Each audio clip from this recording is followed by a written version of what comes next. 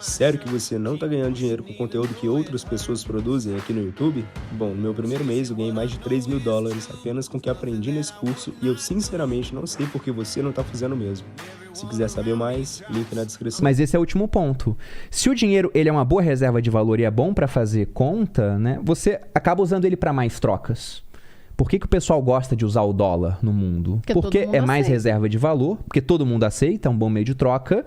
E como ele é o meio de troca mundial, ele é reserva de valor mundial também, o pessoal usa o dólar para fazer conta internacional. O barril de petróleo não é cotado em reais ou em pesos, é em dólares. Soja é em dólar, carne é em dólar, gasolina, o preço é em dólar, que é cotado, tudo é em dólar. O que precisaria acontecer para o dólar deixar de ser essa moeda de referência mundial? Hoje os Estados Unidos eles conseguem colocar o dólar como referência mundial porque eles são a potência dominante do mundo. E China, por exemplo, se... Eles teriam que ser ultrapassados pela China, mas geralmente para isso acontecer vai ter uma guerra no meio.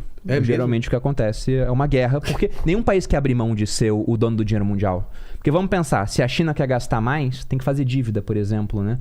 Se criar muita moeda, nem todo mundo aceita a moeda chinesa. Os americanos só criam moeda. Vai invadir o Afeganistão, cria 2 trilhões aí. Foi isso que eles fizeram.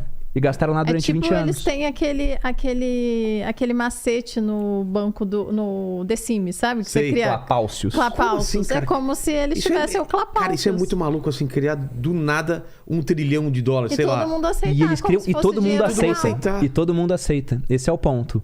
E os chineses, eles são muito espertos também, porque eles viram o que os americanos fizeram e eles estão fazendo coisas parecidas até. Se a gente volta para quando os americanos assumiram a liderança do mundo, a Segunda Guerra Mundial foi o marco disso.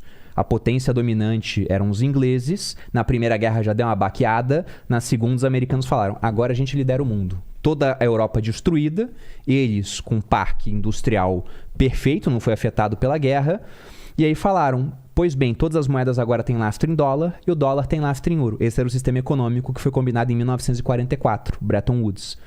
Só que além disso, olha o que eles fizeram de interessante. Muita gente sabe que o Plano Marshall ele ajudou a reconstruir a Europa no começo, né? Era aquele caos. Eles chegaram para os europeus, que tava lá aquela divisão, né?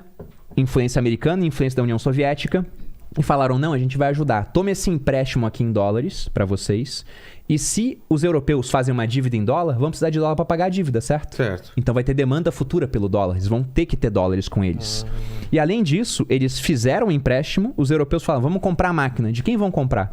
Quem tinha os americanos. Então o dinheiro foi, o dinheiro rapidamente voltou, ainda ficou uma dívida e os caras viraram aliados deles. Cara, que genial. O que a China tá fazendo agora? A mesma coisa. Comprando pra caramba. A China... Compra do mundo inteiro. A China é o principal parceiro comercial do Brasil. Mas nesse plano de emprestar e de fazer comprar de volta da própria China, eles têm uma iniciativa... Qual que é o plano a longo prazo da China? Porque, pô, eles estão se preparando, parece faz tempo, né? A China, eles têm na cabeça deles que eles são a potência mundial da história. Eles só estão voltando para onde eles acreditam que nunca deveriam ter saído. Entendi. Porque... Não, a China, eles são muito adiantados em muita coisa. Eles estão topando, tipo, os sacrifícios. É como se eles trabalhassem mais para isso. Eles meio Todo mundo como por um bem comum. Bloco, Entendi. exato. A gente nunca vai compreender a cabeça do chinês. A gente fez um podcast lá no Sócios de China, onde um dos convidados esteve na China e contou bastante. E ele já veio aqui. Foi o Oliver Stunkel. Já teve aqui.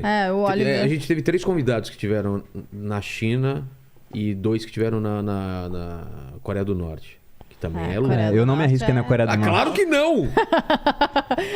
Eu vou em Diadema, no máximo, agora Coreia do Norte. Já vou em Diadema.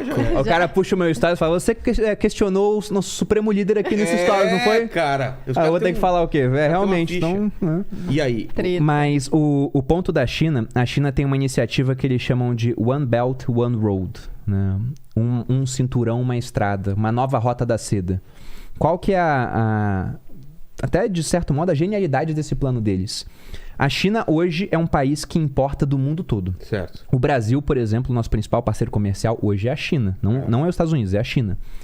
E aí a China viu o seguinte lá atrás. Falou, cara, a gente importa muito dos americanos, importa muito dos brasileiros, importa muito dos australianos. Minério de ferro, commodities, né, soja, importamos muito deles. Se esses países derem uma guinada ideológica... a gente pode ficar em maus lençóis. E aconteceu isso, né? Trump nos Estados Unidos, o Bolsonaro aqui. E na Austrália o pessoal também começou a limitar algumas certas transações com a China. Então, o que eles pensaram? Tudo que esses países têm de commodity, vários outros países têm. Por exemplo, minério de ferro, tem um monte de minério de ferro na África.